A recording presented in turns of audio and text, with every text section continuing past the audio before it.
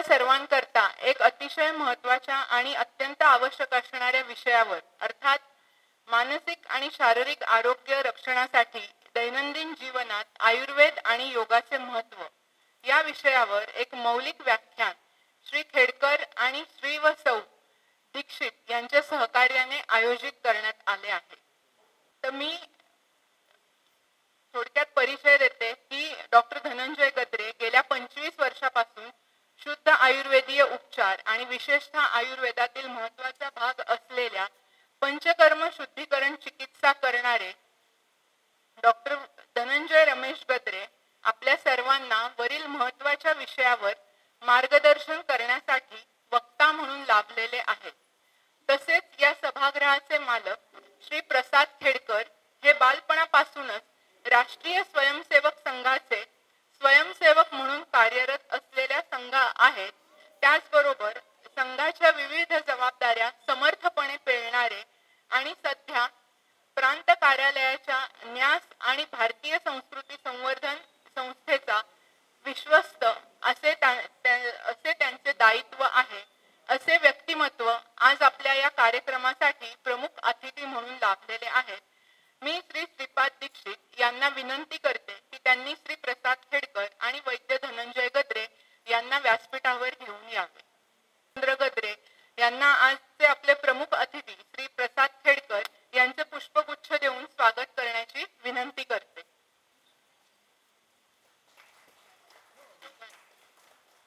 आता मी डॉक्टर भालचंद्र गद्रे यांना श्री श्रीपाद दीक्षित यांना पुष्पगुच्छ देऊन आजच्या कार्यक्रमाचे आयोजन आणि अभिनंदन याची शुभेच्छा देण्याची विनंती करते।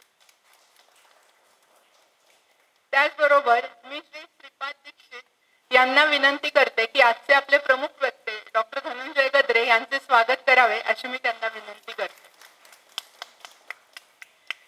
आता मी व्यासपीठावरील सर्व उपस्थितांना भगवान श्री धन्वंतरीचे पूजन आणि दीप प्रज्वलन करण्याची विनंती करते। भगवान धन्वंतरी हे आपल्या आयुर्वेदाचे आणि सर्व वैद्यांकरता श्रद्धेय उपास्य दैवत आहेत।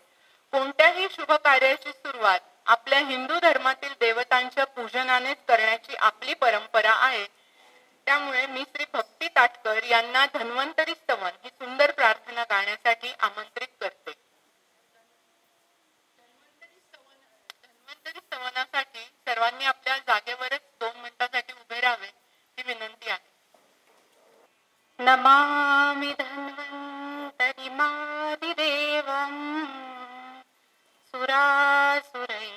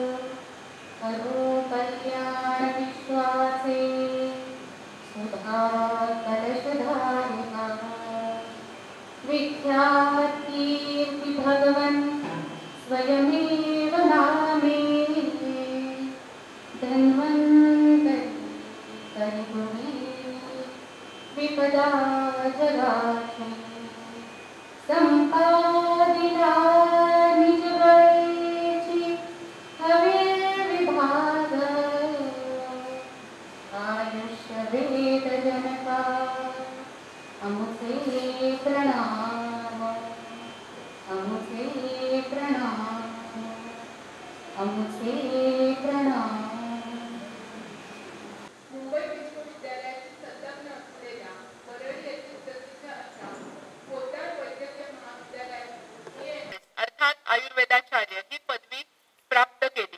चिकित्सा ज्ञानासह संस्कृत, ज्योतिष, वास्तु, बुद्धिबळ, साहित्य, इतिहास, पर्यावरण संरक्षण, अध्यात्मशास्त्र इत्यादी अनेक विषयांचा स्व अभ्यास त्यांनी केला आवड असल्याने त्यांनी आजपर्यंत 150च्या वर विविध विषयांवर लेख लिहिलेले आहेत.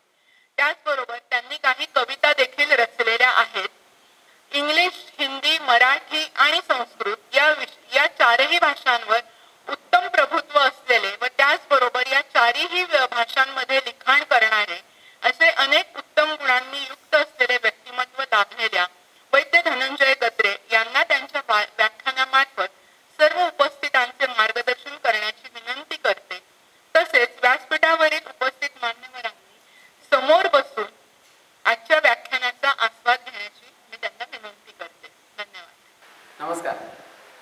सगळ्यांचं स्वागत करतो. एक चांगला आणि महत्त्वाचा विषय जो गेले 25 वर्ष मी डोंबिवलीमध्ये प्रॅक्टिस करतोय, आयुर्वेदाची, आयुर्वेद आणि पंचकर्म प्रॅक्टिस. तर त्याच्यात हळूहळू 2 तप झाल्यानंतर असं कुठेतरी वाटतं आहे की हा जो विषय आज मी घेतला आहे तो विषय त्याचाच परिणाम आहे की हा विषयाचं महत्त्व रोज मी अनुभवतो. आणि त्याच्यात विशेषतः क्रम बघा, मानसिक आणि शारीरिक आरोग्य असं लिहिलेलं आहे. कारण मानसिक आरोग्याचं महत्त्व शारीरिक आरोग्यापेक्षा महत्त्वाचं आहे आणि मानसिक आरोग्यावर शारीरिक आरोग्य अवलंबून आहे. तर त्यामुळे हा क्रम पण तसा महत्त्वाचा आहे, तसा मुद्दाम ठेवला आहे. आणि त्याचा पुढचं असं आहे की दैनंदिन जीवनात, कारण का आयुर्वेद 8-10 हजार वर्षापासून आहे, योग पण आहे, पण आपलं दैनंदिन जीवन त्याच्या बरोबर विरुद्ध झालेलं आहे. 180 डिग्रीने टर्न घेतलेला आहे आपण, म्हणजे पशुपक्ष्याने नाही, फक्त आपण. हां, आणि आपण आपल्या घरात कोणी पाळलं तर आपल्यासारखे त्यांना करतो. तर त्यामुळे गंमत अशी आहे की हा विषय खूप महत्त्वाचा आहे आणि या विषयाचा रोज आपल्याला काहीतरी उपयोग आहे आरोग्य रक्षणासाठी.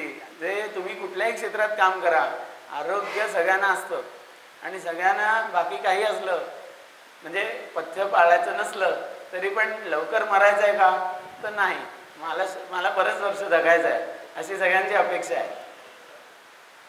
तर आपण आज या महत्त्वाच्या विषयाचं आणि ते कसं साध्य होईल याच्यासाठी एक व्याख्यान आहे, ते आपण लक्षात घेऊया.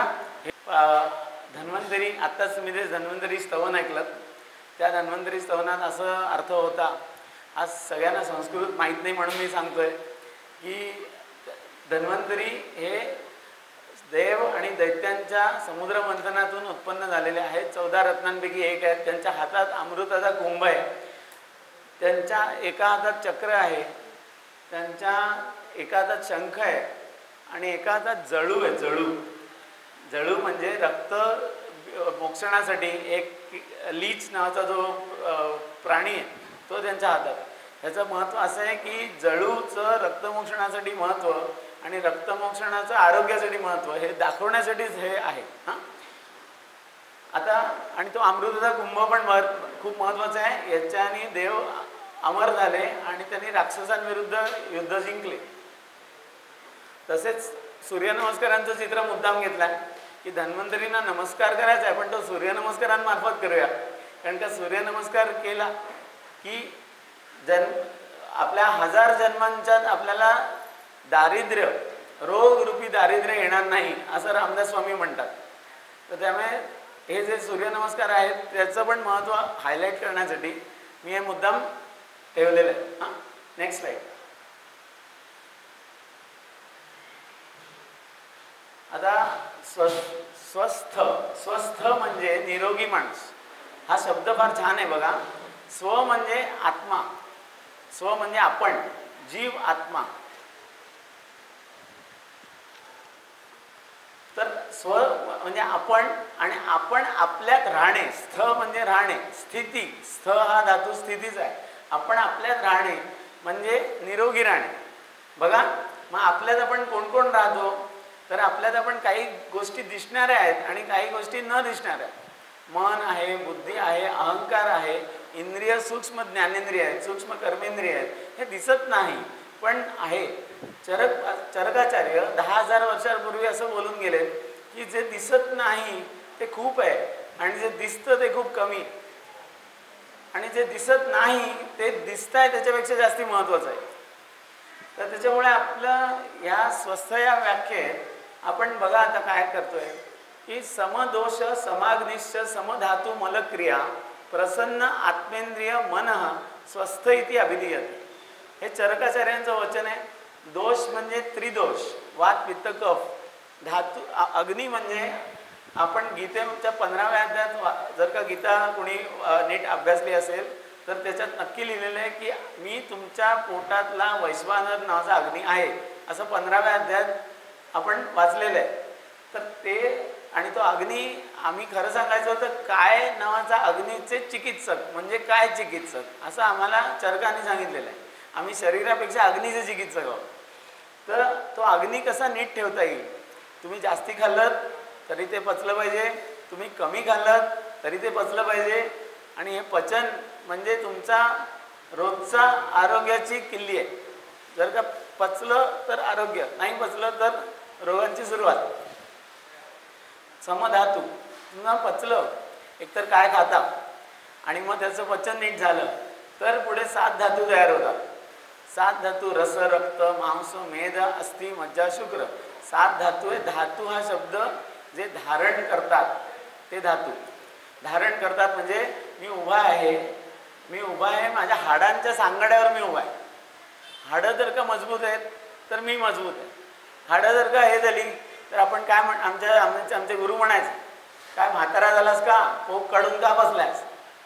हां, लहानपणी आम्ही मांडी घालून बसलो की आम्हाला ओरडायचं, पोक काढून का बसलास, म्हातारा झालास का.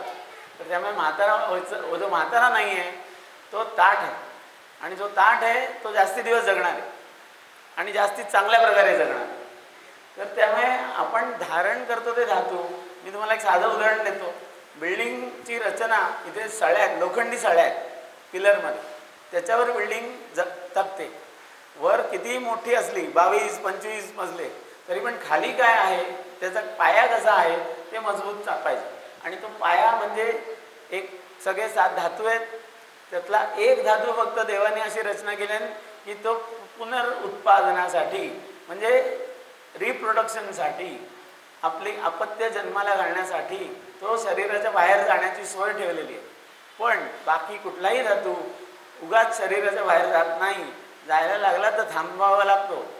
उदाहरणार्थ रक्त, तुम्हाला रक्ताचं उदाहरण पटकन समजेल. मलक्रिया, आपल्याला 3 प्रकारचे प्रमुख मल आहेत. मलप्रवृत्ती, मूत्रप्रवृत्ती आणि घाम. आणि बाकी काही सूक्ष्म मल आहेत. कानात मळ येतो, नाकात मळ येतो, हां, असे सूक्ष्म मळ पण. आणि हे सगळे वेळच्या वेळी शरीराच्या बाहेर गेले पाहिजे. वेळच्या वेळी हे सगळ्या शरीराच्या बाहेर गेलेत. ते कसे जातील, जर का आपण काही खाल्लं आहे ते पचलं आणि त्याच्यातून काय टाकायचं आणि काय घ्यायचं हे जर का आपल्या आत्म्याला समजलं, अग्नीला समजलं, म्हणून आत्म्याला समजलं, म्हणून बुद्धीला समजलं, म्हणून मनाला समजलं, तर आपण टाकून देणं योग्य वेळी करतो आणि त्याच्यापासून धातू चांगले तयार होतात. ते प्रत्येक शब्द लक्षात घ्या, कारण का त्याच्यात आपोआपच या सगळ्या व्याख्यानाचं सार आहे. ओके, तर पुढचं आता हे झालं शारीरिक. ह्याच्यापेक्षा महत्त्वाचं काय आहे ते पुढे बघूया. प्रसन्न आत्मेंद्रिय मन. प्रसन्नता म्हणजे काय. आता आपल्याला संत वाङ्मय माहिती, मन करारे प्रसन्न सर्व सिद्धीचं कारण, बरोबर. तर तसं गीतेमध्येच हे वचन आहे की प्रसन्न आत्मा जो माणूस आहे तो लवकर सिद्धी प्राप्त करतो असं श्रीकृष्ण म्हणतात अर्जुनाला. म्हणून तू प्रसन्नता ठेव. मग ती प्रसन्नता कसली तर आत्मा एक न दिसणारं पण असणारं, आकाशापेक्षा सुद्धा सूक्ष्म असलेलं. आकाश आपल्याला कसं कळतं की इथे आपल्या सगळ्यांच्या मध्ये आकाश आहे, नाही तर आपण सगळे चिकटलेले असतो. पण ते आकाश म्हणून आपल्याला कळत आहे, वेगळेपणा तयार होतोय म्हणून आपल्याला कळत आहे. पण तेच आकाशापेक्षा सूक्ष्म एक तत्व आहे जे आपल्याला कळत नाही, ते व्यक्त नाही होत तेवढं, आणि ते आत्मतत्व आहे. पण एक मेलेल्या माणसाच्यात आणि एक जिवंत माणसाच्यात एका मिनिटात जो फरक पडतो तेव्हा ते आपल्याला तत्व कळतं की अरे ते तत्व गेल्यामुळे तो मेलेला माणूस आता हलणार नाही, बोलणार नाही, काहीच करणार नाही, बरोबर. हा जो प्रयत्न आहे, ह्या प्रयत्न, ही बुद्धी, ही स्मृती, इच्छा, द्वेष, हे सगळं जे आपल्याला जो देतो सुख आणि दुःख, हा जीव आत्मा आहे. आणि तो आत्मा प्रसन्न राहायला पाहिजे. इंद्रिय, सगळी सूक्ष्म ज्ञानेंद्रिय म्हणजे कान आहे पण ऐकता येत नाही, नाक आहे पण वास येत नाही, सर्दी झाली तरी होतं, मग आणखीन असे सगळ्या इंद्रियांचा उपयोग आहे. स्थूल इंद्रिय आहेत, अवयव आहेत, पण इंद्रिय काम करत नाहीत. तर ती सूक्ष्म ज्ञानेंद्रिय पण प्रसन्न पाहिजे. आणि इंद्रियांचा राजा कोण आहे? तर मन. सगळा एक कृष्णाचं चित्र आहे की कृष्ण सारथी आहे, मागे अर्जुन बसला आहे आणि 5 घोडे आहेत. आणि ते 5 घोडे 5 इंद्रिय आहेत आणि सारथी कोण आहे? कृष्ण आहे. आणि तो लगाम पकडून आहे सगळ्यांचं. आणि ते लगाम म्हणजे इंद्रियांवर विजय असं आहे. आणि ते इंद्रियांचं सगळ्यांचं नियंत्रण करणारं जे मन आहे, आणि तो मनाचा, आणि अर्जुन आत्मा आहे बघा. पण तो आत्माला कुठे कोण घेऊन जाणार? तर मन नावाचा सारथी घेऊन जाणार. आणि म्हणून तो मन नावाचा सारथी आपल्या सगळ्यांच्या आतमध्ये असलेला कृष्ण जो हृदयात आहे असं पण त्यांनी लिहिलं आहे 18व्या अध्यायात. तर तो कृष्ण हा प्रसन्न राहायला पाहिजे. आणि तो प्रसन्न राहण्यासाठी आपण प्रत्येक काम चांगलं केलं पाहिजे. प्रत्येक काम चांगल्या बुद्धीने केलं तर आपल्या त्या मनात, आत्म्यात, इंद्रियांच्यात ती प्रसन्नता येईल. असं आजच्या व्याख्यानाचा 5-10 मिनिटात मी तुम्हाला गोषवारा दिलेला आहे. ही आयुर्वेदाची पद्धत आहे की पहिल्या अध्यायात 120 अध्यायांचं सार आहे. कारण त्यांना माहिती होतं लोकांना वेळ नसतो, आपल्याकडून वेळ नाही, पुढे काहीतरी काम आहे. आता आपण पुढचं स्लाईडवर शारीरिक आरोग्याची लक्षणं. वात, पित्त आणि कफदोषांचे शरीरामध्ये समप्रमाण असणे, आपला जठराग्नी समप्रकारचा असणे, आपले रस, रक्त, मांस, मेद, अस्थि, मज्जा आणि शुक्र हे 7 धातू समप्रमाणात असणे. समप्रमाणात ते पहिले असतात. लग्नानंतर 20 वर्ष झाली, 10-15 वर्ष झाली की फक्त मेद धातू वाढतो बघा. बाकी धातू नाही वाढत. बाकी धातू हे लहान मुलं आहे त्याच्यात वाढणार. बाकी आपले फक्त मेद धातू वाढतो. मी सगळ्यांना वजनाच्या काटावर आला उभं करतो. 25 किलोची महागाई साधारणतः आढळते.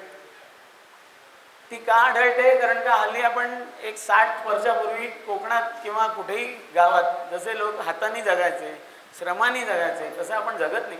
म्हणून ती महागाई होत चालली आहे. आणि म्हणून डॉक्टर जे माझ्या आईच्या लहानपणी जे गावात डॉक्टर नव्हते तिथे आता 50 डॉक्टर आहेत आणि ते चांगले चाललेत. मलमूत्र आणि स्वेदारी मेलांचे शरीरातून योग्य काळी आणि योग्य प्रकारे विसर्जन होणे हे सर्व लक्षणे आपले शारीरिक आरोग्य उत्तम आहे याचे लक्षण आहे. हे मी मुद्दाम सांगतो कारण का आज बरेच जणांच्या कंपन्यांमध्ये 1600, 2000 अशी पॅकेज आहेत रक्त तपासणीची. 100 पॅरामीटरपर्यंत रक्त तपासतात आणि त्याचे अहवाल सादर करतात. आणि त्याच्यातल्या चुकीच्या किंवा बरोबर अशा कुठल्या बेसवर डिसाईड केलेल्या ते विचारायचं नाही, पण त्या व्हॅल्यू असतात. आणि त्या 10 ठिकाणी जर का तपासल्या तर 10 वेगळ्या येतात. त्या व्हॅल्यूजवर आपण रोगी आहोत का आरोग्यवान हे ठरत आहे. फार धोकादायक परिस्थिती आहे. 4 वर्षापूर्वी एक भयानक महामारी आली होती. त्याच्यात सुद्धा ही असली भानगड मी पाहिली. माणूस बरा आहे पण त्याचा रिपोर्ट पॉझिटिव्ह आला की माणूस अडवा, त्याला त्याचं घर सील करा, त्याला बाहेर न्या, असले महाभयानक प्रकार पाहिले. तर हा एक लक्षात घ्या की आपला आत्मा आहे ना तो सगळ्यात चांगला आहे आणि तो सगळ्यांच्या आत आहे.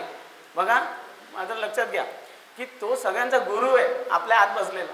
फक्त त्याच्यावर खूप आवरणं चढलेली आहेत. रज, तम, अहंकार, मी श्रेष्ठ बुद्धीचा, अशी बरीच आवरणं आहेत. आणि ती आवरणं आपण काढली तर आपण सगळ्या जणांमध्ये तोच आत्मा आहे आणि त्याला तेच ज्ञान होतं की मी सकाळी उठतो तेव्हा मी आज इथे येणार होतो किंवा तुम्ही सगळेजण पण व्याख्यानाला येणार होतो. मग तुम्ही घरी का नाही आहात आत्ता? कारण का तुमच्या आतल्या आत्माने तुम्हाला सांगितलं की आपण बरे होतो, आपण व्याख्यानाला जाऊ शकू. बरेच जणांच्या आत्म्याने त्यांना सांगितलेलं नाही आहे काही कारणांमुळे, पण आपण जेवढे जमले तेवढे आपण विचार करूया की आपल्या आत्म्याने आपल्याला सांगितलं की हो मी एक महत्त्वाचं व्याख्यान ऐकायला जाणार आहे आणि मी बरा आहे, मला आता डॉक्टर लागणार नाही आहे, मला कोणीच लागणार नाही. आणि हा आत्म्यावर विश्वास ठेवलात तर तुम्हाला डॉक्टर खरंच लागणार नाही. पण त्याच्यासाठी खूप काही पाळायचं आहे ते मी तुम्हाला सांगतो.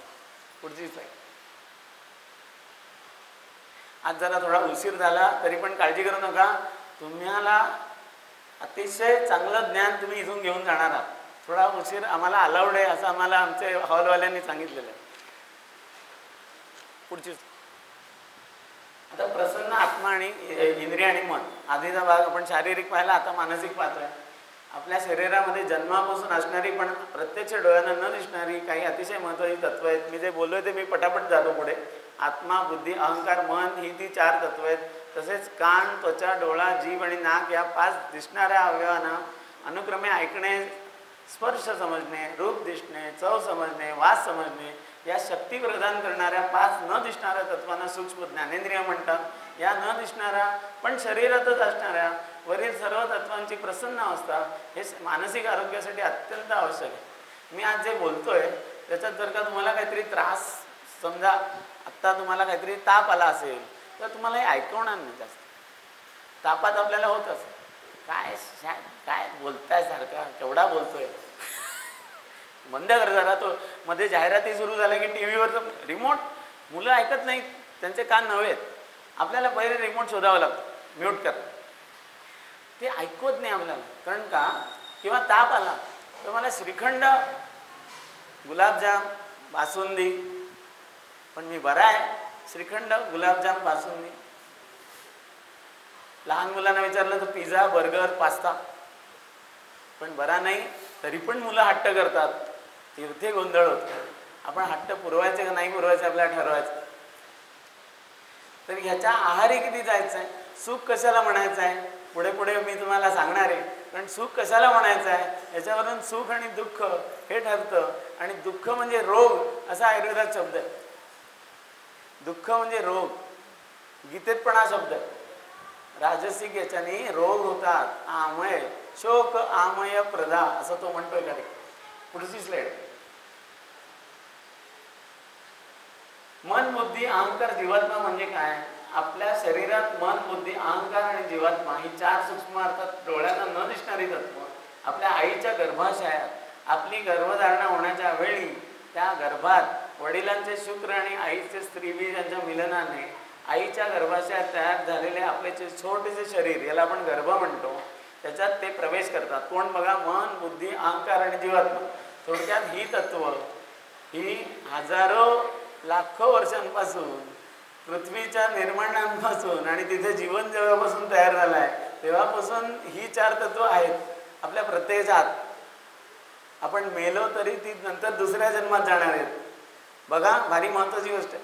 आणि आपण जेव्हा झोपतो तेव्हा ती स्वप्नात कुठेतरी जाऊन येतात. लक्षात ठेवा, कुठेतरी जाऊन येतात. किती भीतीदायक आहे बघा. तर या 4 तत्वांना मिळून अंतःकरण चतुष्टय असं म्हणतात. आणि आपल्या शरीरामध्ये जन्मापासून मृत्यूपर्यंत राहणारी आणि सुख दुःख, धर्म, अर्थ, काम आणि मोक्ष यांची साधना करणारी ही महत्त्वाची 4 साधनं आहेत. मी आयुर्वेदात गेलो तेव्हा मला एक बरं झालं की मला आपण काय माणूस म्हणून जन्माला आलो आणि हे मला कळलं. धर्म, अर्थ, काम आणि मोक्ष, त्याचं ब्रह्मचर्य, गृहस्थ, वानप्रस्थ आणि संन्यास या 4 आश्रमांची साधना करायची हे आयुर्वेदात गेल्यानंतर मला 17व्या वर्षी कळलं. आमचा पहिला अध्यायातच हा श्लोक आहे. पहिला श्लोक आहे. धर्मार्थ काम मोक्षाणाम आरोग्य मूलमुत्तमम रोगस्य तस्य अपहर्तारम श्रेयसो जीवितस्य वा. या 4 जणांचं मूळ काय आहे, आरोग्य आहे. नाहीतर कठीण आहे, हे काही होत नाही. आणि रोगस्य तस्य अपहर्तारम, रोग झाले की हे नाही जमणार आहे हे. आणि श्रेयसो जीवितस्य वा, श्रेयस म्हणजे मेल्यानंतर जी गती प्राप्त होते तिचं पण वाट लागते. आणि जीवितस्य वा म्हणजे जीवनच सगळं संपुष्टात येण्याची परिस्थिती होते. इतकं याचं महत्त्व आहे. त्यामुळे आपल्याला हे फार महत्त्वाची गोष्ट आहे.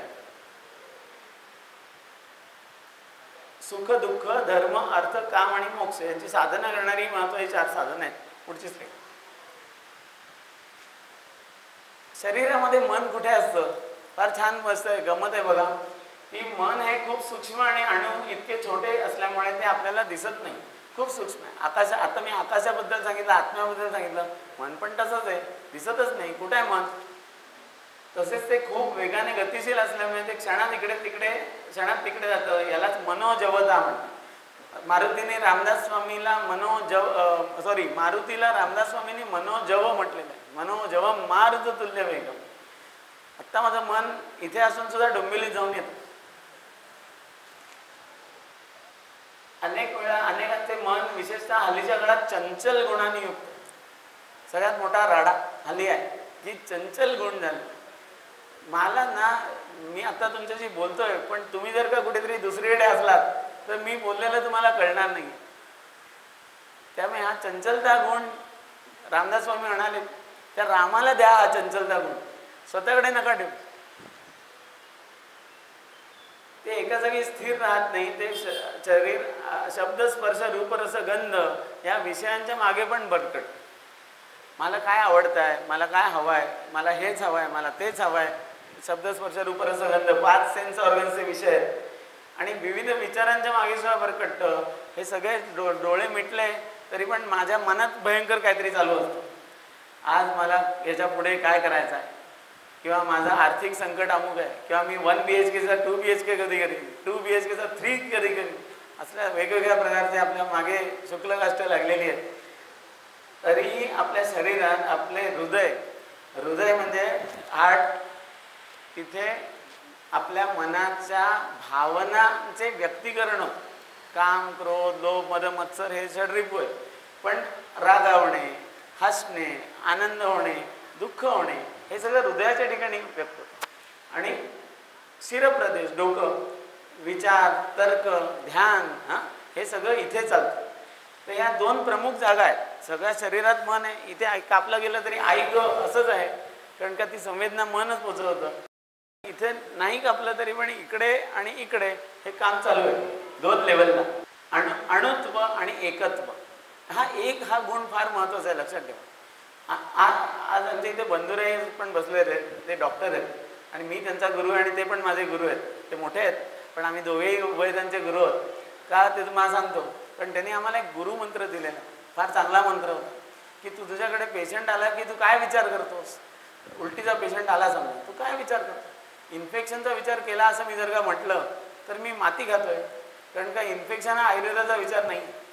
तू काल काय खाल्लंस बाबा, काय भरून राहिलास पोटात, की अजीर्ण झाल्यामुळे तुला उलटी झाली, हा विचार करायला आम्हाला यांनी सांगितलं.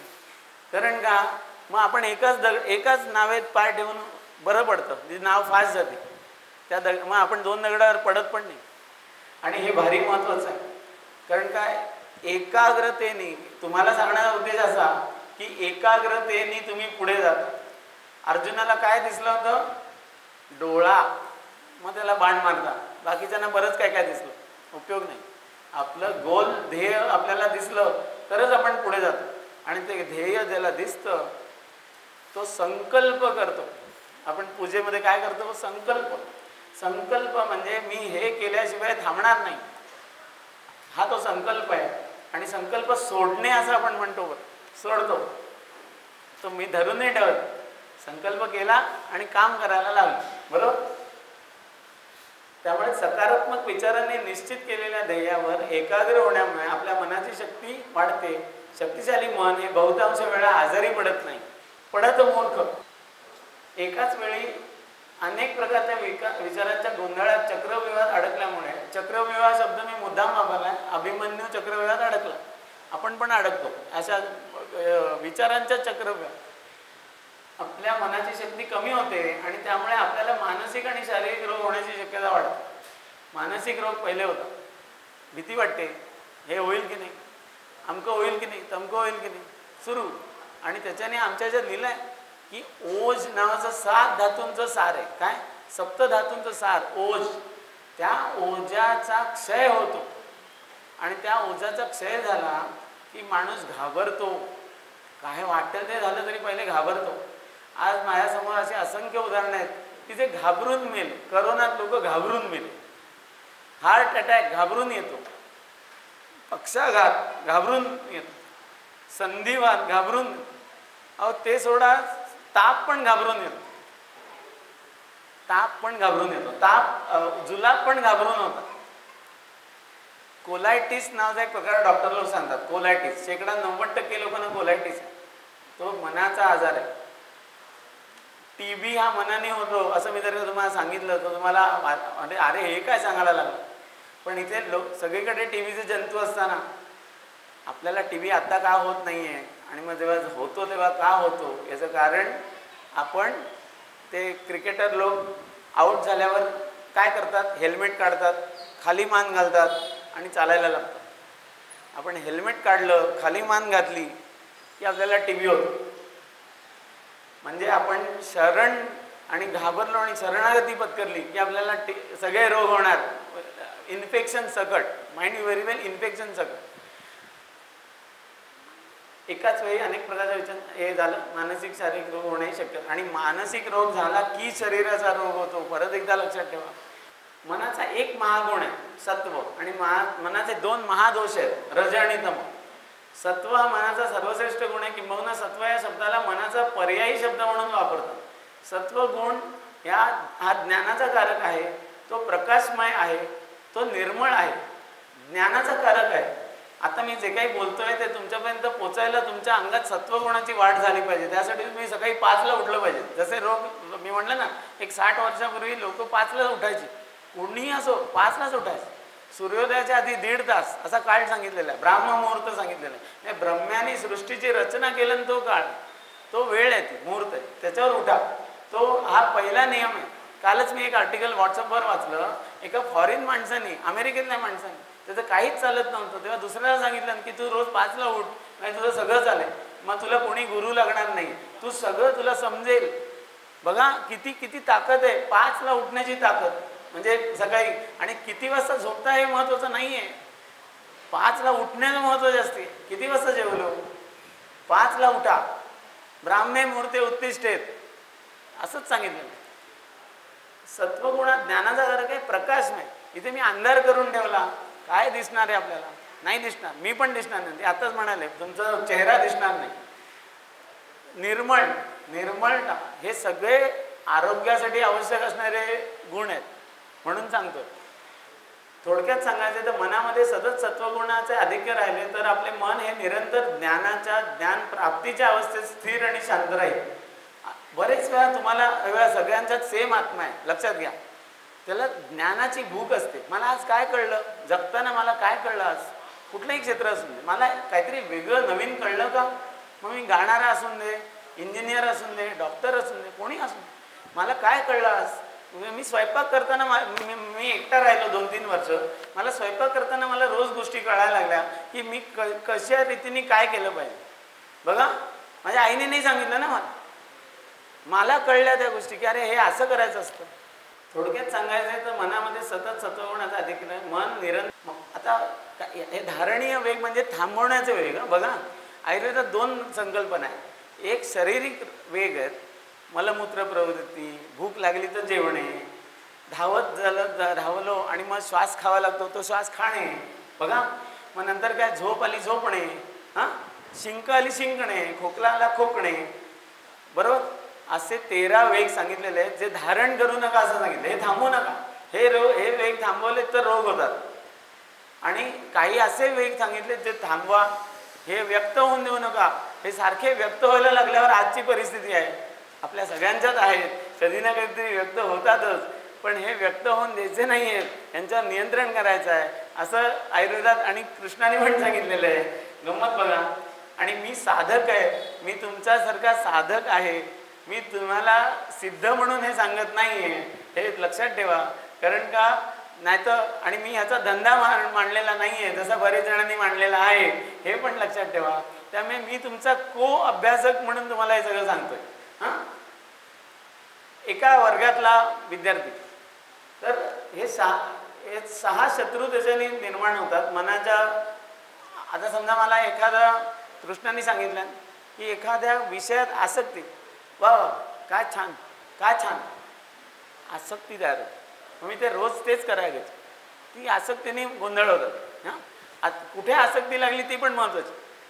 तुकाराम, रामदास आणि यांच्यासारखी देवात आसक्ती लागली तर निदान सुटू तरी, पण नाही तर इकडच्या ह्याच्यात आसक्ती लागली तर काय काय गोंधळ, भयानक गोंधळ आहेत सगळे. मोह लोभ उत्पन्न झाला किंवा मला काहीतरी हवं आणि मिळालं नाही, मग क्रोधो द्वेष. द्वेष म्हणजे हे नकोच होतं मला असं व्हायला, हे नकोच होतं मला असं व्हायला, का झालं असं. वाटेत गाडी चालवताना पण होतंय, स्टिअरिंग व्हीलवर बसलं म्हणजे आमचे एक सरच म्हणायचे, जात्यावर ओवी आणि स्टिअरिंग व्हीलवर शिवी, ही ठरलेलीच आहे. असं होतं आज परिस्थिती. तर आपण चुका करतो. म्हणूनच काम, क्रोध व वेगांचे धारण करणे अर्थात त्यांच्यावर नियंत्रण मिळवणे हे मानसिक आरोग्य रक्षणासाठी चांगलं आहे. आता मनाची आरोग्यासाठी कार्यपद्धती पण आपण समजून घेतली पाहिजे की आपले मन हे 5 ज्ञानेंद्रियाचं संलग्न होऊन शब्द, स्पर्श, रूप, रस, गंध या 5 विषयांचे प्रत्यक्ष ज्ञान प्राप्त करण्यास आपल्या जीवात्म्याला सहाय्यभूत होतं. म्हणजे आत्मा, मन, इंद्रिय आणि अर्थ हे 4 एकत्र पाहिजे. नाही तर गंमत बघा काशी होते. आता मी तुमच्याशी बोलतोय, पण मी जे बोलतोय याच्यापेक्षा जर का तुम्ही तिकडे बघितलं तर माझं बोललेलं काहीतरी तुमच्या कानापर्यंत पोचत नाही. कारण मन आहे ना ते एका ठिकाणी एका वेळेला संलग्न असतं. अष्टावधानी असा शब्द आहे आपल्याला, अष्टावधानी. पण अष्टावधानीपणा यायला साधना लागते. उगीच कोणतरी अष्टावधानी होत नाही आणि मग गोंधळ होतात सगळे. हे करताना ते राहिलं, ते करताना हे राहिलं, असं होतं.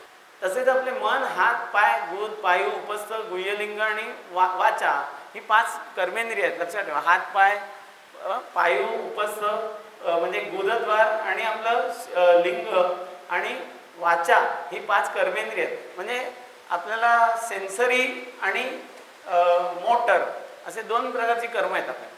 सेन्सरी अभ्यंतर येणारी, इनकमिंग. मोटर काहीतरी आपण बाहेर काहीतरी करतो. तर कर्मेंद्रिय सगळी तशी आहेत. तर याच्यासाठी वेगवेगळ्या प्रकारचे कर्म करण्यासाठी मन मदत करतो. माझी इच्छा नसेल ना तर मी आज इथे व्याख्यानाला आलो नसतो, तुम्ही पण नसता. माझं मन जर का म्हणलं नाही आता काय, आज मी सुट्टी घेणार. माझे बाबा लहानपणी मला विचारायचे, मला आणि याला 2 बोटं आहेत, एक धर, म्हणजे आज जाऊ का नको जाऊ. आम्ही कुठलंही धरलं तरी ते त्यांच्या मनात जे ठरलं तेच करायचं, हे नंतर करायचं. या दोन्ही कार्याव्यतिरिक्त मनाची काही स्वतःची पण वेगळी कामं आहेत. पुढच्या स्लाइडला आपण बघू. 5 ज्ञानेंद्रिय, 5 कर्मेंद्रिय यांच्यावर नियंत्रण ठेवणे. घोड्यांवर नियंत्रण ठेवा, इंद्रियांवर नियंत्रण ठेवा. नाहीतर इंद्रिय खेचत गेले तर वायू जसा, खवळलेला वायू जसा बोटीला सगळीकडे घेऊन जातो आणि डुबवतो त्यातल्या आतल्या प्रवासांना, तसे आपण तू डुबशील असं श्रीकृष्ण महाराज अर्जुनाच्या निमित्ताने आपल्याला त्यांनी सांगितलेलं आहे गीतेतला एका अध्यायात. चिंतन करणे, विचार करणे, तर्क करणे, ध्येय निश्चित करणे आणि निश्चित केलेल्या ध्येयप्राप्तीसाठी संकल्प करून प्रयत्न करणे. बोल्ड आणि अंडरलाईन वाक्य आहे बघा, बोल्ड पण आहे, अंडरलाईन. हे आमच्या याचं टेक अवे मेसेज आहे. हा लक्षात घ्या. आजच्या सगळ्या व्याख्यानाचं बाकी सगळं विसरलं तरी चालेल, हे वाक्य विसरू नका. कुठलाही समोर समस्या आली की पहिले चिंतन करा. करतोच आपण, पण आपण चिंता करतो कधी कधी. चिंतन करा. तर त्यामुळे विचार करणे, तर्क करणे. किंवा सावरकरात हल्ली पिक्चर आलाय, अष्टभुजा देवी समोरच घरच्या घरीच गेले की मी ब्रिटिशांना मारेच तो, त्यांना हाकलेच तो, किंवा स्वतः मरेच तो, हे चालूच ठेवी. संकल्प. सावरकर खरंच जगलेच. आणि एवढे 11 वर्ष खस्ता खाऊन शेवटी काय त्याला म्हणता येईल आपण, प्रायोपवेशन ते करून त्यांना तिथे इन्फेक्शनमुळे उलट्या, जुलाब किंवा हे सगळं काहीतरी झालं. पण त्यांना TB, कॅन्सर नाही झालं. लक्षात ठेवा, कॅन्सर आणि TB त्यांना झाले नाही. कारण का त्यांनी अनादिमी, अनंतमी, अवध्यमी खरा हे त्यांनी गाणं रचले. कधी रचले माहिती आहे? मोर्या बोटीवर त्यांना परत जेव्हा पकडण्यात आलं फ्रान्सच्या भूमीवरून, त्याच्यासाठी त्यांना माफी मागावी लागली ब्रिटिशांना, पण त्यांनी तरी पण सावरकरांना उचललेच. त्या वेळेला त्यांना हे गाणं झालेलं आहे की आता मला हे लोक जे पुढे शिक्षा करतील त्याच्यासाठी मी आत्मकवच घालतो. आत्मकवच. जे काही मनाने जाणण्यासारखे आहे ते सर्व मनाचे अर्थ. आपण जे काही जाणतो ते मनाने जाणतो. लक्षात ठेवा. इंद्रिय आहेत, आत्मा आहे, अर्थ आहेत, पण मन नसेल काही मिळत नाही, काही आपल्याला लक्षातच येत नाही गोष्ट. त्यामुळे मन हे भारी महत्त्वाचं आहे. आता टेकअवे मेसेजमध्ये मनाचं महत्त्व खूप आहे. पुढचीच नाही.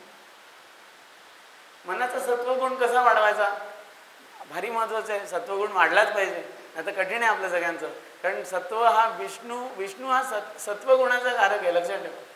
म्हणजे ब्रह्म रजोगुणी आहे, त्यांनी आपल्याला उत्पन्न केलं, त्याची देवळं टिकत नाहीत. पुष्कर तीर्थ पण टिकलं नाही आहे, तिथे आज वेगळंच काहीतरी आहे. पण विष्णूची आणि शंकराची खूप देवळं आहेत आणि विष्णूची तर खूप जास्ती देवळं आहेत. कारण का विष्णूची उपासना केली तर सत्वगुण वाढतो आणि सत्वगुण वाढला तर आपण टिकतो, जास्ती दिवस टिकतो. काहीतरी चांगलं काम करायला हवं म्हणजे, पण ते आपोआप विष्णूची उपासना केली की ते पण सुचतं. दररोज ब्राह्ममुहूर्तावर आता सूर्योदयाच्या साधारण 1.5 तास आधी उठणे, यामुळे मनातील सत्वगुण वाढतो. ब्राह्ममुहूर्तावर उठून मलमूत्र इत्यादी वेगाचे उत्सर्जन झाल्यावर दात घासून तोंड धुतल्यानंतर 11 वेळा ओंकार, हा फार महत्त्वाचा विषय. तुम्ही करून बघा. रेचक म्हणजे श्वास सोडणे. आजच्या विषयात मी योग असा हे लिहिला आहे, योगाचं म्हणतो, तर तिथे आता आपण पोचतोय हळूहळू. आणि आता पण मी कर्मयोग बराचसा सांगितला, कारण योगाला भक्तियोग, कर्मयोग, ज्ञानयोग असे सांगितलेले. योग म्हणजे हठयोग किंवा आसनं करत बसणे, तो एक वेगळा योग, पण हे योग जास्ती महत्त्वाचे आहे. मला वेळ नाही हो, मला सगळेजण सांगतात माझ्याकडे वेळच नाही काही करायला. म्हटलं मग कसं चालेल, मग कर्मयोग करा. तर उठून 11 वेळा ओंकार म्हणजे श्वास सोडायचा, पोट खपाटीला द्यायला गेलं पाहिजे, मग श्वास भरून घ्यायचा आणि ओम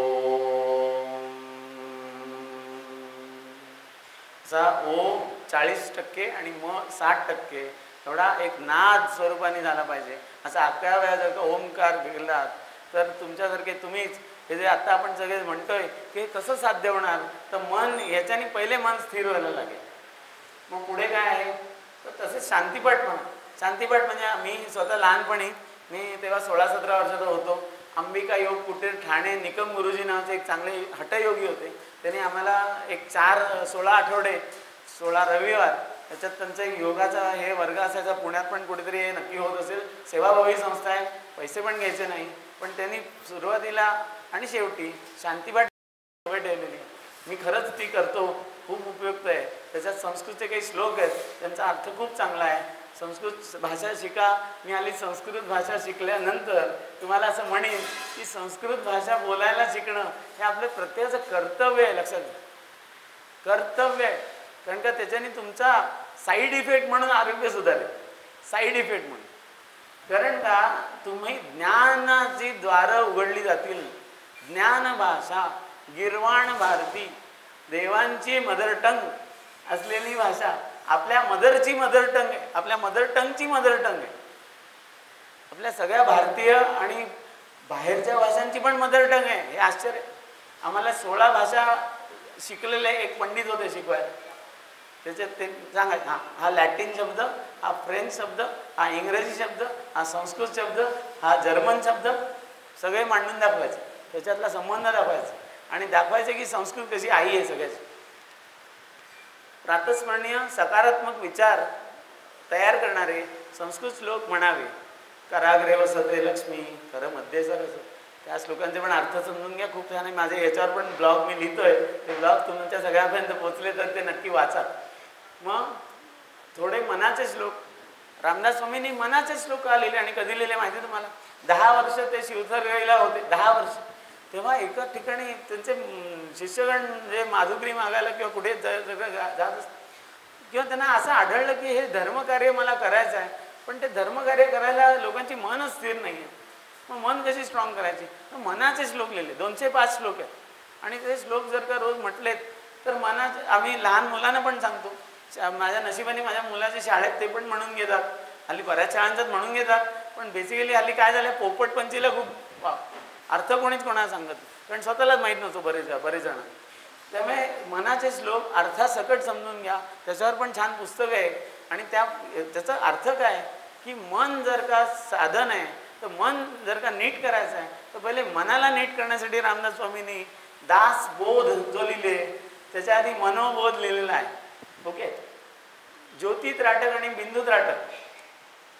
योगामध्ये एक असा ठिपका काढून घ्यायचा भिंतीवर, एकाग्रतेने 1 मिनिट बघायचं. किंवा आता आपण समई लावली होती तसं तुपाचा, साजूक तुपाचा दिवा, ज्यांना जमेल त्यांनी खाली बसून, किंवा ज्यांना नाही जमत त्यांनी वर बसून, पण डोळ्यांच्या लेवलला ती वात आणि तो पेटलेला दिवा पंखा बिंखा न लावता पहाटेच्या वेळेला जर का तुम्ही केलं तर खूप छान.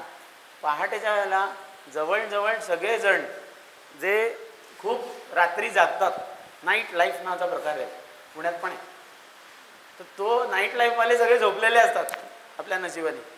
मी सगळे लेख त्या वेळेला लिहितो, 4, 3, 3:30, आणि त्यावेळेला नशिबाने नाईट लाईफवाले झोपलेले असतात आणि ही पण दोघं झोपलेली असतात. त्यामुळे 2 तास छान लेखन होतं आणि ते लेखन बरेच जणांना आवडत आहे. 150 लेख झालेत आता.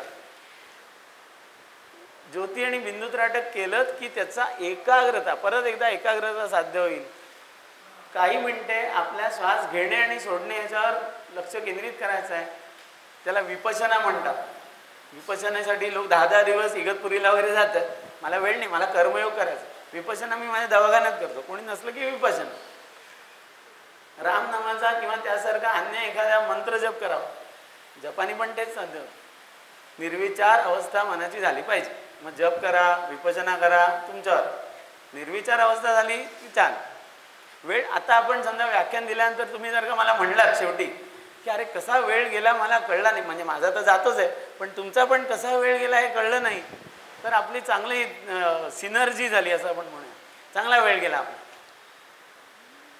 मनाला सत्वगुण आणि स्थिर गुणाने भारून, म्हणजे तो भरला पाहिजे. सत्व आणि गुण आणि स्थिर गुण. मनावर नियंत्रण मिळवले की आपली बुद्धी सुद्धा स्थिर होते. मन आणि बुद्धी कनेक्टेड आहे. बुद्धी पण स्थिर झाली पाहिजे. नाहीतर वेगवेगळ्या प्रकारच्या बुद्ध्या झाल्यामुळे अर्जुनाने केवढे प्रश्न विचारले माहिती आहे. तुम्ही कधी गीता वाचा, माय गॉड, पहिल्या अध्यायात सांगितल्यानंतर 18व्या अध्यायापर्यंत किती डाऊट आहेत त्याला. मातब्बर माणूस होता, झोपेवर नियंत्रण केलेला माणूस होता, पण विराटाचं युद्ध जिंकलेला माणूस होता, तरी पण त्याला गीतेचं टॉनिक लागलं. आपण तर काय आपली परिस्थिती आहे. तर त्यामुळे अशा स्थिर व सत्वप्रधान मन आणि बुद्धीने आपल्याला मनाचे चिरंतन आरोग्य प्राप्त होते. कारण चुकीच्या पद्धतीने विचार करत नाही. विचार करण्याची पद्धतच बरोबर झाली पाहिजे, म्हणजे आपल्याला काही होणार नाही. आता विचार करण्याची पद्धतच चुकली की सगळं पुढे चुकतात. तसेच जिंकलेल्या मनामुळे आपल्या सर्व 10 इंद्रियांवर ताबा मिळाला. म्हणजे आपल्या हातातून शारीरिक आरोग्यासाठी आवश्यक ते दैनंदिन उपाय पण पाळले जातील. म्हणजे मला बरेच जण कारण देतात. खरं आहे, भीष्माचार्य म्हणालेत अर्थस्य पुरुषो दास. आज सगळेजण भीष्मांपेक्षा पलीकडल्या अवस्थेत आहेत. ते तर बिचारे एक बाबाला दिलेलं वचन पाळण्यासाठी ते अर्थस्य पुरुष दास म्हणाले. त्यांना माहीत सगळं होतं पण घडलं नाही. तर त्याच्यामुळे आपण तर दासच दास होत. आता अर्थाचेच दास आम्हाला दिसतात रोज.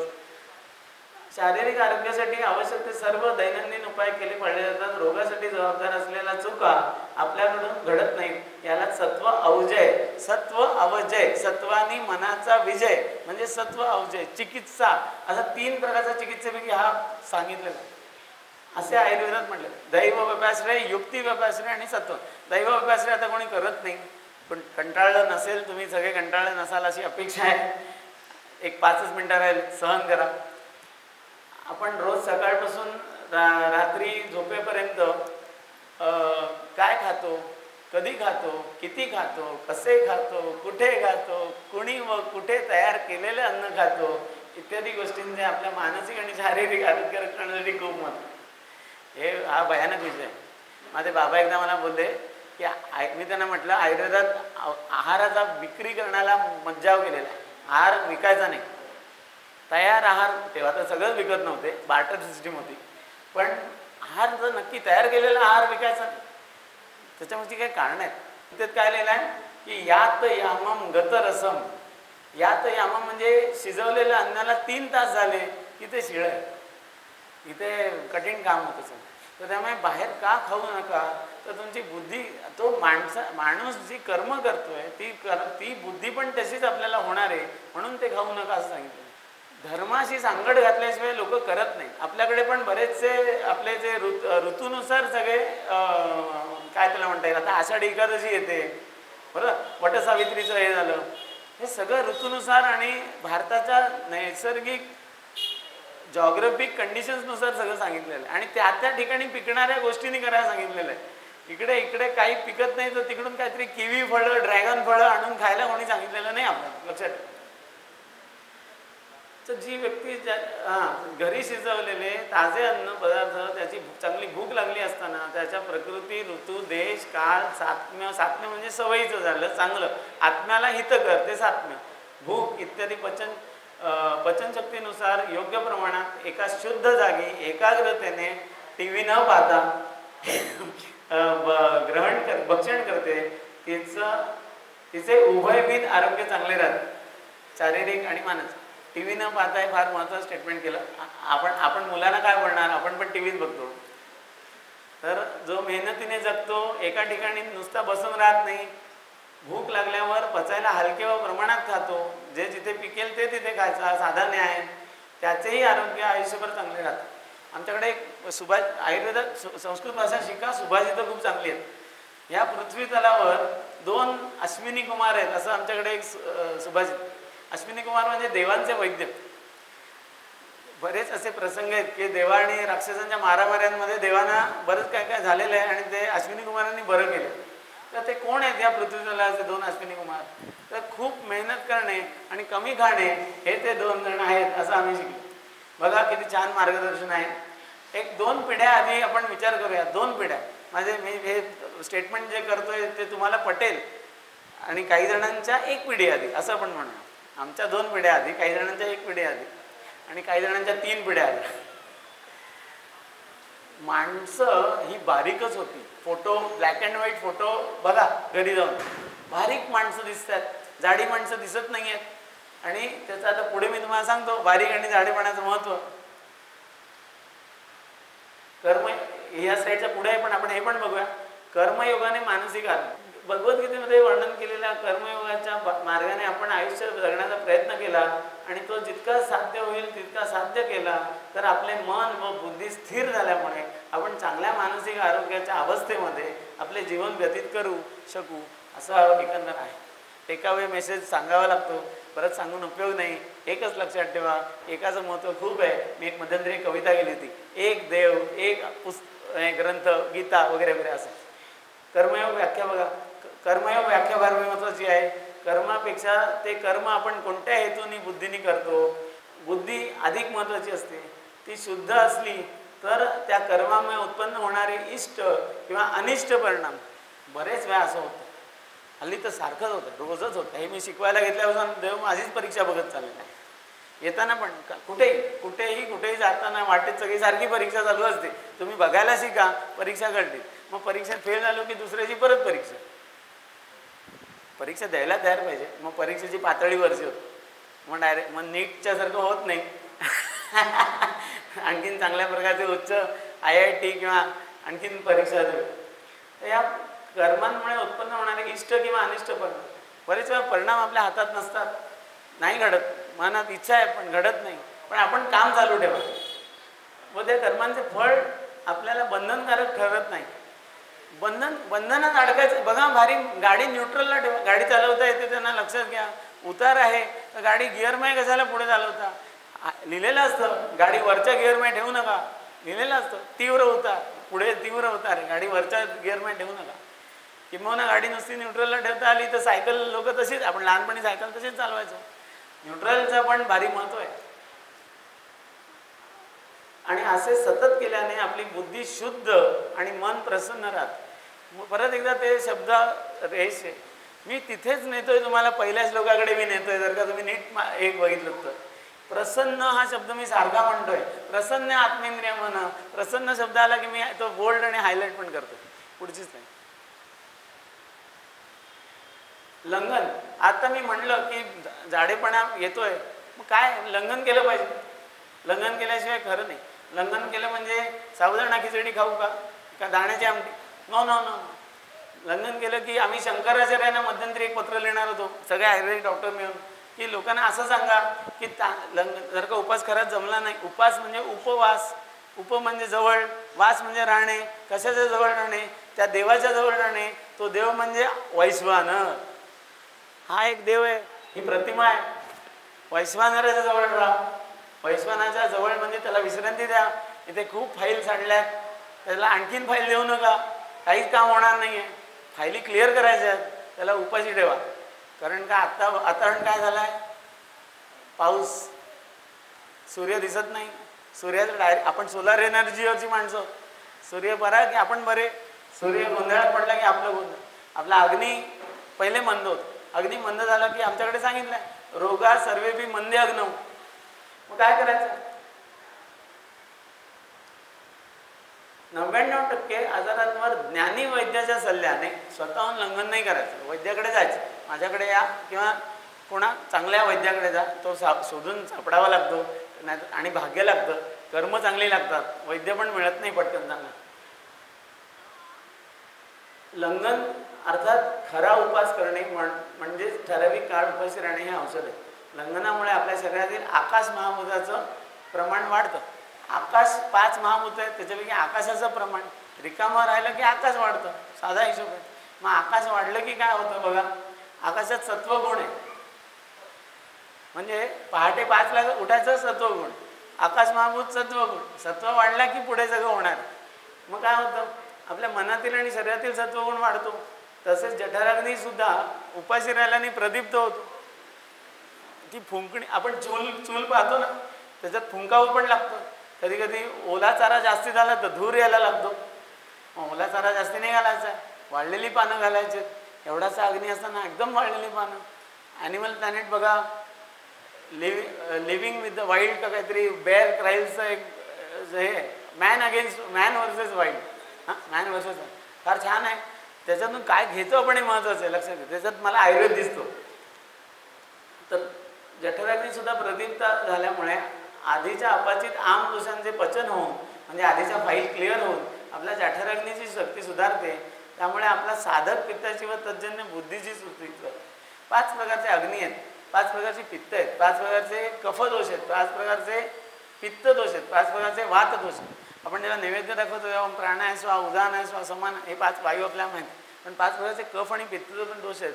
साधक पित्त म्हणजे काय, ते हृदयात आहे आणि ते बुद्धी, मेधा, अभिमान यांची साधना करतं. मग इथला अग्नी जर का मंद ठेवला तर तो मंद होतो, आपला अभिमान जातो, अहंकार वगैरे वेगळी गोष्ट आहे, पण बुद्धी जाते. हे सगळं डेंजरस आहे. बुद्धी गेली की सगळंच गेलं. कृष्णाचं वचन आहे, माझं नाही आहे.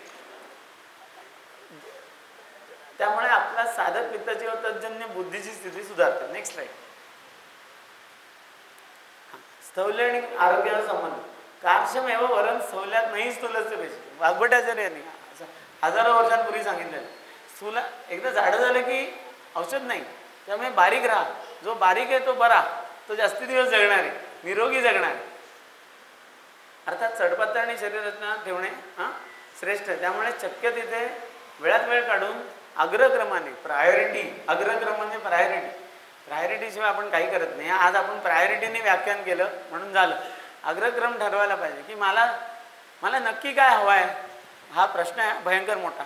मला नक्की काय हवं आहे, यक्ष प्रश्न युधिष्ठिराला विचारलेले आहेत. तर तो मला आरोग्य हवं आहे असं एकदा आपल्या लक्षात आलं की मग आपण ही प्रायोरिटी ठरवू. तर बहुतांश कामं यंत्रांपेक्षा हाताने, आपण ना ज्या समाजात राहतो त्या समाजाचं काही देणं लागतं. मग ते आपण वॉशिंग मशीन रोज वापरतो का, मग आपण नाही देतो. हा हॉल AC नाही आहे बघा, इथेच का ठेवलं, कारण AC म्हणजे सोय नाही आहे. AC म्हणजे निसर्गाची हानी आहे आणि स्वतःचे रोग आहे. त्यामुळे तो AC, आता तुम्ही ऑफिसमध्ये AC असतो तो आपल्या हातात उरलेला नाही आहे, पण घरी मला काहीतरी जमलं पाहिजे. नाही तर मी एकही स्टेटमेंट, आता माझं घरात पण या कधी AC नाही. पंचमहाभूतांना मी जबाबदार आहे. पिंड ब्रह्मांड न्याय आहे. जे माझ्या शरीरात चाललं आहे ते निसर्गात चाललं आहे, जे निसर्गात चाललं आहे ते माझ्या शरीरात चाललं आहे. आणि आपण एक शब्दसुद्धा बोलू. मी आजच हिला म्हटलं मी व्याख्यान देऊ का, तर खरं सांगायचं तर ज्ञानेश्वर महाराज म्हणाले की मी बोलण्याचा दोष स्वीकारून मी ज्ञानेश्वरी लिहितो. बोलण्याचा दोष स्वीकारून मी ज्ञानेश्वरी लिहितो. त्यांनी निवृत्ती माता महाराजांना सांगितलं. तर जिथे आपण राहतो तिथे जे पिकते ते रोजच्या आहारासाठी आपल्या प्रकृती, अग्नी, कोष्ठ म्हणजे कोठा, जड आहे, हलका आहे. वय, माझं वय जास्ती झालं आहे, मला भूक लागत नाही. दिनचर्या काय, माझी दिनचर्या आहे. व्यवसाय म्हणजे मी बसूनच काम करतो, कारण आता डॉक्टरच साक्षात बसलेले आहेत आणि सगळेच लोक एसीत, मी नशिबाने एसीत नाही बसत, पण सगळे लोक एसीत बसतात. ब्लड सप्लायच होते. आपल्याला समजा रक्तस्राव झाला की आपण बर्फ लावतो. लोकांची रक्त गोठ्याला लागलेली आहेत. Sitting is the next smoking. 6 मिनिटापर्यंत एक सिगरेट पेली की आयुष्य कमी होतं, तर बसून किती कमी होत आहे याचा आढावाच घेण्याची परिस्थिती. ऋतूनुसार मात्रा प्रमाण हे ठरवून शिजवून, कोणतरी म्हणतं कच्चं खा, कोणती म्हणतं 1 लिटर पाणी सकाळी प्या. अहो अर्ध्या हळकुंडाने गेल्या 50 वर्षात एवढी शास्त्र निघाली ना, आणि सगळ्याजणांना हे माहीत नाही की आयुर्वेद म्हणजे काय आणि यांचं महत्त्व काय. आज मला जे मी बघतोय ना त्याच्या पलीकडे ऋषीमुनींनी बघितलेलं आहे, आणि मी जे बोलतोय ते त्यांनी बोललेलं आहे. ते 8000 वर्षात बदललं नाही, कारण का त्यांनी ते पैसे नाही घ्यायचे, ते कोणालाही बरं करायचे पैसे घ्यायचे नाही. त्यामुळे त्यांनी सांगितलेलं आहे की हे आम्ही free of charge, no patent काय. तर शिजवून लगेच एकाग्रतेने अवकाश म्हणजे अवकाश ठेवून पोटात जागा ठेवा. 2 भाग सॉलिड, 1 भाग लिक्विड आणि 1 भाग रिकाम. नाही तर घुसळणार कसं, मिक्सर चालणारच नाही. पुढची स्थूल व्यक्तीसाठी काही आहार सांगितला आहे. साळीच्या लाह्या आम्ही करतात तिथे ठेवलेत काही प्रोडक्ट. मग त्याच्यात साळीच्या लाह्या, तांदूळांच्या कण्या, आपण लहान मुलांना तांदूळ कसे धुवून वाळवून नंतर भाजून त्याची कण्या करतो, त्याची पेज. म्हणजे लंघन सहन नाही झालं तर काय खायचं आहे. शंकराचार्यांना आम्ही हे पदार्थ सांगणार होतो. मग नंतर जुन्या तांदूळांचा भात, उडायचं सूप, उड्या तांदूळाची खिचडी, सगळं कुकर न वापरता पातेल्यात शिजवायचं. लक्षात ठेवा, कुकरमध्ये शिजवलं की परत एकदा पोटात गॅस, दुसरं काही नाही. मग गरम पाणी, आटवलेलं पाणी, गरम पाणी, राजगिरा लाह्या, काळ्या मनुका इत्यादी. स्थौल्य म्हणजे वजन वाढणे. हल्ली बहुतांश लोकांचे वजन गरजेपेक्षा, मी आत्ता हे सगळं बोललेलो आहे. आपल्याकडे दुचाकी, 4 चाकी, AC, वॉशिंग मशीन, फ्रीज सगळं आहे. त्यामुळे आपण स्थूलपणाकडे आपोआप जातो. त्याच्यातले काही न बदलण्यासारखे मुद्दे आहेत. आपले 2 पिढ्या आधीचे लोक रासायनिक खतांवरचं नाही खायचे, हायब्रिडचं नाही खायचे. त्यांच्या बिल्डिंगा जास्ती मजबूत आहेत. नेहमी तिकट. आता राजसिक आणि तामसिक आहाराचे वाईट परिणाम आता बरंचसं झालेलं आहे. हे सगळं गीतेत आहे. दुःख, शोक आणि रोग होतात. हे तामसिक आहार पुढचा सांगितलं आहे. गीतेतला 14वा अध्याय उघडा.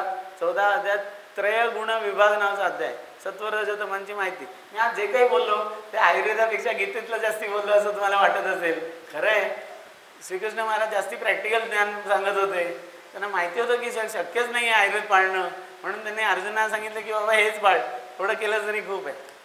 तमोगुण वाढल्याने आळस वाढतो, हातातून चुका घडतात, काही कळेनासं होते, बुद्धिमंद होते, वारंवार राग येतो आणि हातातून हिंसा घडू लागते.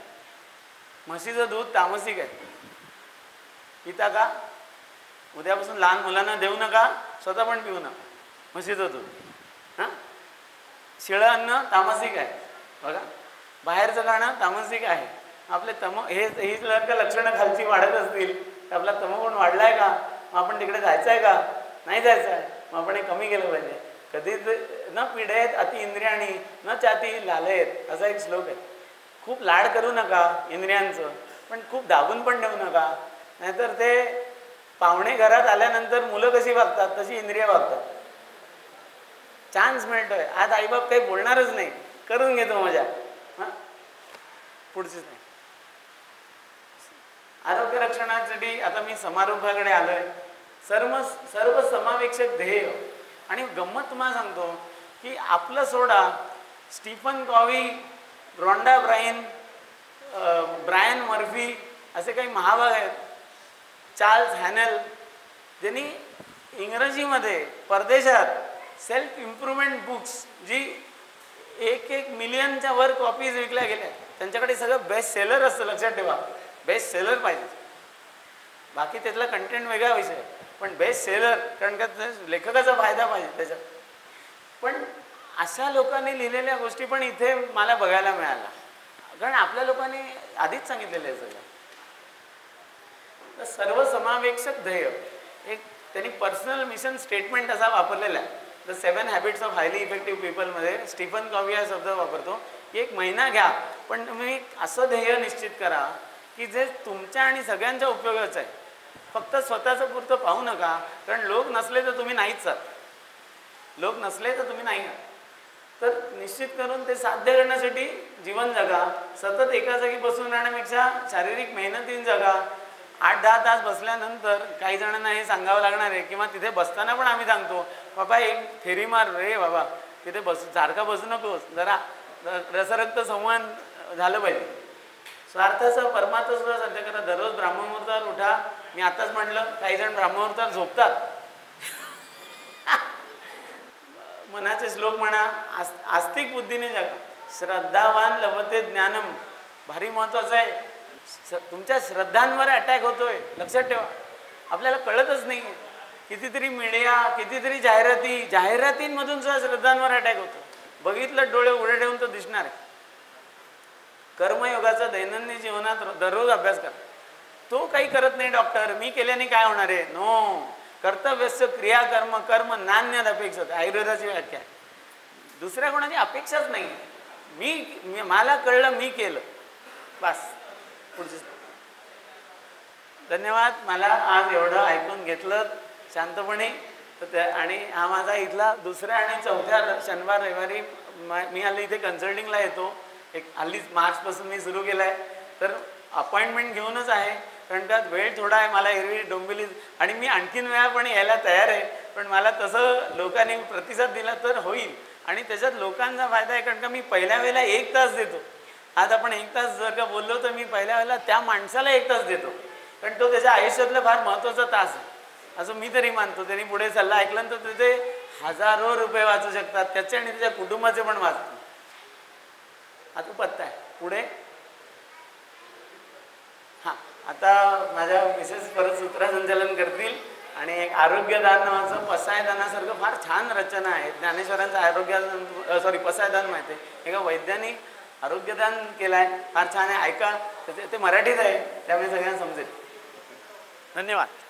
आपल्या अत्यंत महत्त्वाच्या विषयावर उत्तम प्रकारे मार्गदर्शन केले, याबद्दल मी आपण सर्वांकडून त्यांचे आभार मानते.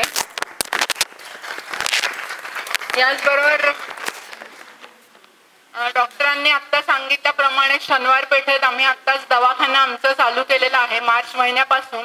तरी सर्वांनी पूर्वनियोजित वेळ त्यांची घेऊन दुसऱ्या आणि चौथ्या शनिवारी आणि रविवारी आरोग्यविषयक समस्या काही असतील तर तिथे त्यांची भेट घ्यावी. आणि मला असं आत्ता वाटतंय की डॉक्टरांनी आपल्याला बऱ्याचशा गोष्टी क्लिअर केलेल्या आहेत. तरी सुद्धा कुणाला जर काही प्रश्न विचारायचे असतील आत्ता ह्या व्याख्यानाला अनुसरून, तर ते आत्ता डॉक्टरांशी बोलू शकतात किंवा त्या अनुषंगाने प्रश्न त्यांना विचारू शकतात. तर कुणाचे प्रश्न आहेत का? आणि वैयक्तिक स्वरूपाचं जर कुणाला मार्गदर्शन आरोग्यविषयक हवं असेल तर आता तुम्ही जाताना सुद्धा त्यांची पुढच्या शनिवार रविवार डॉक्टर पुण्यातच आहेत, तेव्हा तुम्ही त्यांची वेळ घेऊ शकता, पूर्वनियोजित वेळ. फोनवर देखील अपॉइंटमेंट तुम्ही घेऊ शकता. तर मी आता आजचे आपले प्रमुख पाहुणे श्री प्रसाद खेडकर यांना व्यासपीठावर आमंत्रित करते आणि श्री वैद्य धनंजय गद्रे यांनी आपलं जे मार्गदर्शन केले त्याबद्दल आपल्या सर्वांतर्फे मी त्यांचे आभार मानण्यासाठी मी प्रसाद खेडकर यांना स्टेजवर आमंत्रित करते.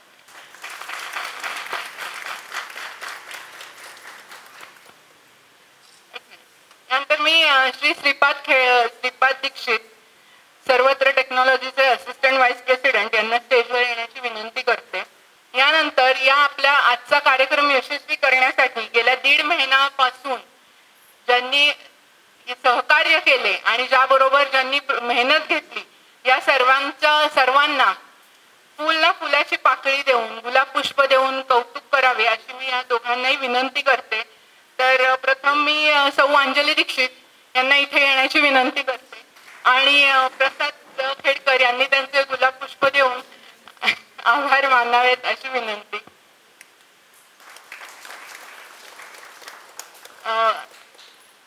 धन्वंतरी स्तवन अतिशय उत्तम करणाऱ्या सौ भक्ती ताटकर यांना मी स्टेजवर येण्याची विनंती करते.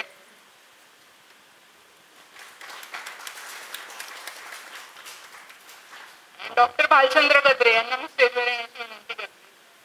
डॉक्टर पारिजात गद्रे, डॉक्टर धनंजय गद्रेंचे मोठे भाऊ, माझे मोठे दीर आणि जाऊ, उशिरा आलेला परंतु कार्य मोठा केलेला अनिश दीक्षित याला मी पुढे येण्याची विनंती करते. आता मी श्रीपाद दीक्षित यांना विनंती करते की पुढील पुष्पगुच्छ त्यांनी द्यावेत. अर्चित दीक्षित यांनी पुढे यावे.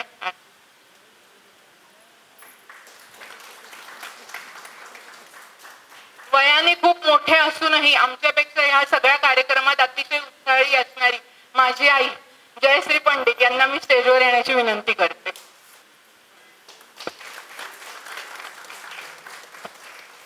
मूर्ती लहान पण कीर्ती महान असे आमचे दोन आजचे छोटे पण मोठे स्वयंसेवक दुर्वा ताटकर आणि अक्षय गद्रे यांनी पुढे यावे.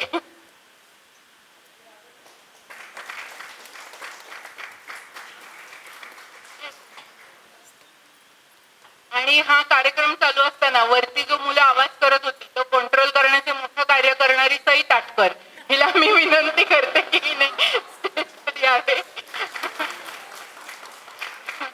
सर्वांचे आभार. आणि अनावधानाने कुणाचेही नाव घेण्याचे राहिले असेल तर मी माफी मागते सगळ्यांशी. आणि याचबरोबर आज तुम्ही सगळेजण आवर्जून इथे आलात. आमच्या विनंतीला मान देऊन आमचं पुण्यातलं हे पहिलंच व्याख्यान आज मी आणि डॉक्टर धनंजय गद्रांनी या सगळ्यांच्या सहकार्याने आयोजित केलेलं होतं. त्याला तुम्ही सगळ्यांनी आमच्या विनंतीला मान देऊन आलात याबद्दल मी मनापासून तुमचे आभार मानते. आज हे आमचं पहिलं व्याख्यानमालेतलं पहिलं पुष्प आज आम्ही इथे गुंतलेलं आहे. धन्वंतरीच्या आशीर्वादाने आणि आपल्या सर्वांच्या सहकार्याने पुण्यनगरीत आमचे दुसरेही पुष्प लवकरच होईल. त्याबद्दल आम्ही तुम्हाला नक्कीच वेळोवेळी माहिती देत राहू. याबद्दल मी तुमच्या सगळ्यांची मनापासून आभारी आहे.